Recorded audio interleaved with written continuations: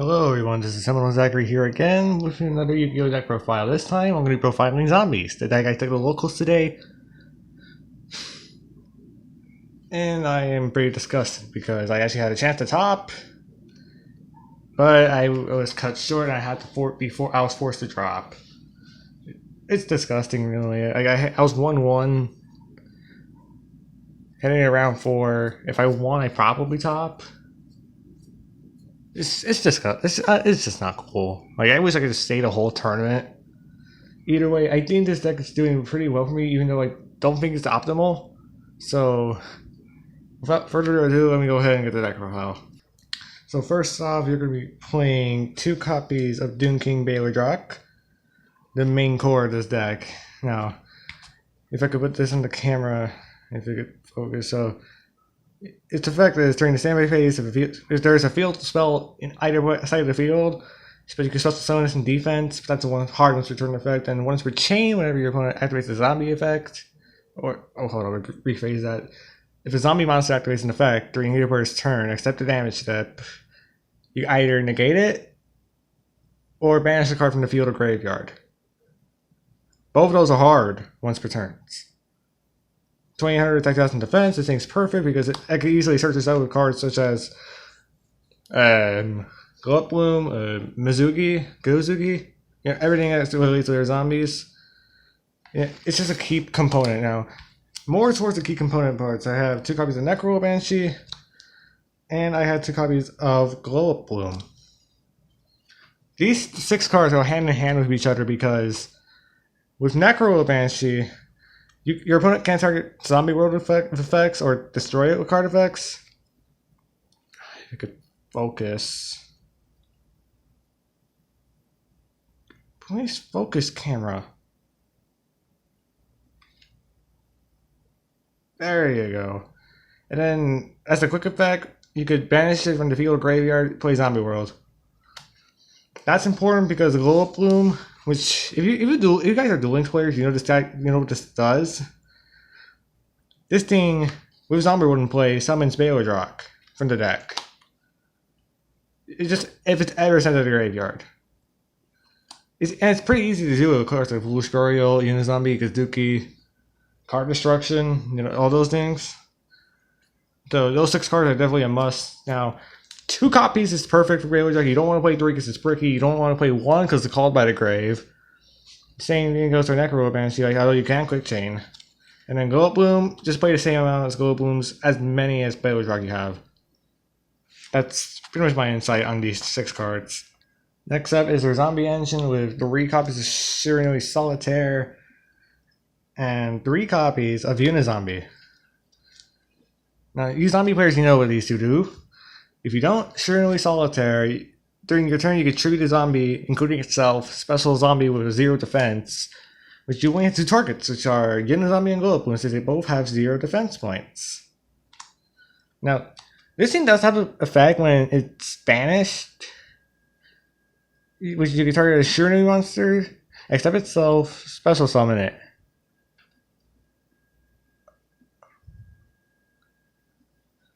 So this effect is pretty irrelevant since I don't play Spirit Master because I don't have Swallow Slash, which I would be playing honestly because of trap cards that I have.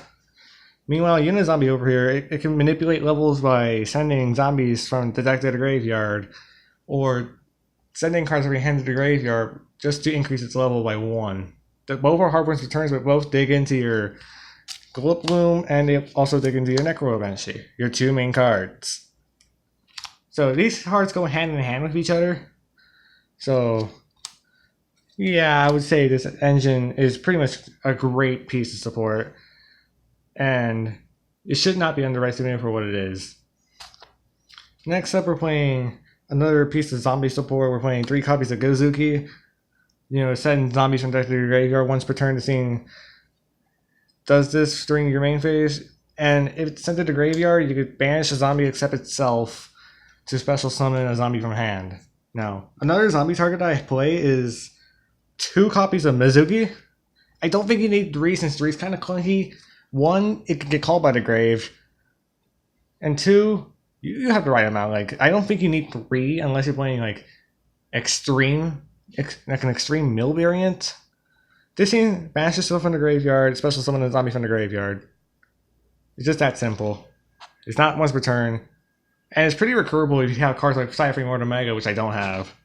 Next up, of course, we're playing some Dangers. Now, I only own 3 Dangers. I did buy 2 Megatons, and I didn't really get much. I have 1 Bigfoot, 1 Chupacabra, and 1 Mothman. Basically, the point of Dangers in Zombies is so that you could special summon these, or at least use them for discard fodder for things such as Mizuki, for Gozuki. If I could scroll for Banshee, Baylor Jock, or Philip Bloom. Like, it's that insane. Like, if you could discard these off of Dangers, you're in a pretty good spot. Like, otherwise, the only ideal targets for the Dangers, like, you would want to play the big 3, Nessie, Jackalope, and Tsushinoko. Unfortunately, I don't own any of those, and these are the only 3 Dangers that I have. If I could, I would be playing 3 Mothman if I could. But the moral is, Dangers are just really good in Zombies. So go ahead and play them. As I would say, just run the big 3 because they're all semi-limited. They're all good for a reason. Finally, from the monster line, we're running triple Ash Blossom and Joy of Spring in the main deck because 1, it stops generic searching, and 2, believe it or not, this thing triggers Doom King Baylor Jock.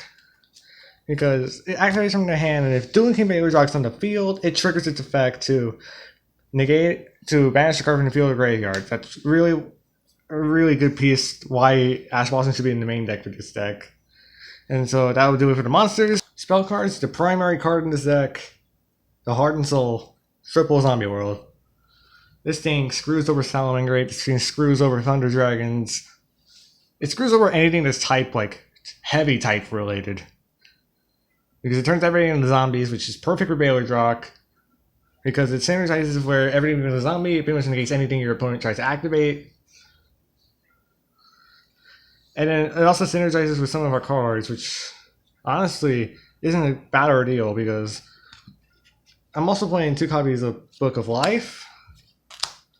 Now, keep in mind, I only play Book of Life because I don't own Super Polymerization. If I had Super Polys, I would be running them. Now, Book of Life's just good for banishing your opponent's monsters, like the Ray. Now, I would not recommend using this against Orcus. I would not, because it's like you can use cards that could, like they could just plus off Galatea. That's I'm only playing 2 Book of Life. I often side them out unless I feel confident. Now to make sure that our effects resolve, I do play 2 copies of Cult by the Grave. Would be playing a 3rd if I had it, but I think 2's fine. This thing, we need to use this to stop Ash Blossom from hitting. Ash Blossom will affect Baylor from hitting our Unizombie, Kazuki, Shirunu Solitaire, and our Glow Bloom. That's pretty much it, and it's also there just to like screw over things like Ray, things that require things to be in the graveyard. So it's not a bad pick as a meta call. I just think it's really generic to run. And yeah. Your one-ofs, if we're playing 1 copy of Card Destruction, this is really risky. I'm playing this because I could benefit from the fact that I can send zombies to the graveyard. And I'm also playing 1 copy of Foolish Burial that I pulled on my last pack opening, actually. So yeah, this is just generic because it sends any zombie from death to grave. It helps set up a combo even further. It's just generic support. So now that's gonna do it for the spells. For the traps, we're playing 3 copies of Needlebug Nest because we're trying to mill as much of our deck as possible. It's got our engines, which are Banshee, Glow Bloom, Baylor Jock, Mizuki, and Kazuki. Those are the 5 primary targets you want to get out of Needlebug Nest, which sends the top 5 cards of your deck to the graveyard.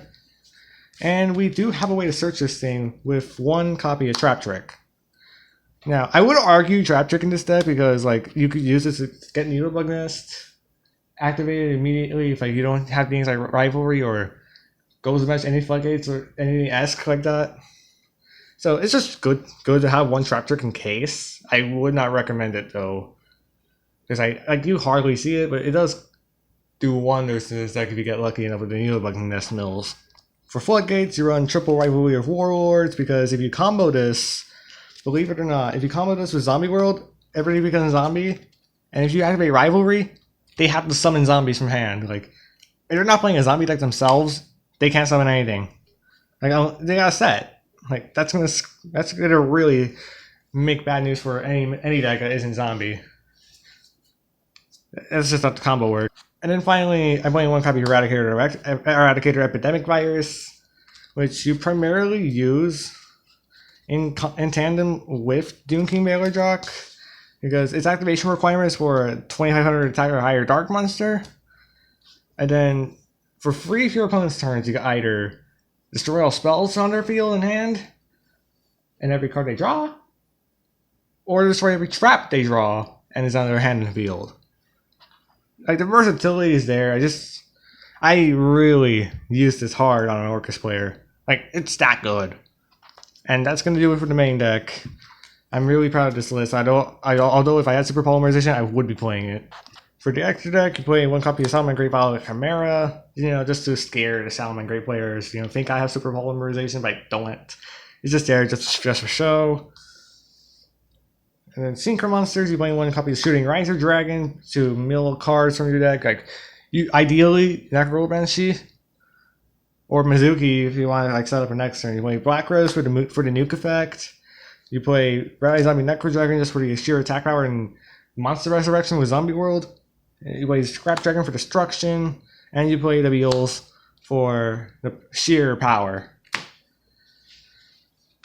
Now, one thing I'll say about this extra, if I had Cyphering Lord Omega, I would be playing it, because getting back banished cards like Necro Banshee or Mizuki is really huge. Yeah, but I think this extra deck Synchro Monster lineup is fine. I just think it would be better if I had Cyphering Lord Omega. Xyz monsters, I only play 2. The one Dweller, if I end up manipulating my levels good enough, shut down my opponent's graveyard, and one Hope Harbinger, Dragon Titanic Galaxy. Because Baylor to level 8, I can overlay into this, negate a spell, and become a Lightning Rod if I need to.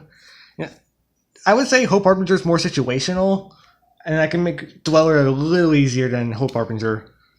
You don't really need to check these, but I just had them there, in case if they're situational, of course, but they do come up. Next up, the Link monsters, the Heart and Soul, with Nightmare Phoenix for back row destruction, Nightmare Cerberus for monster destruction. Those are the two generics.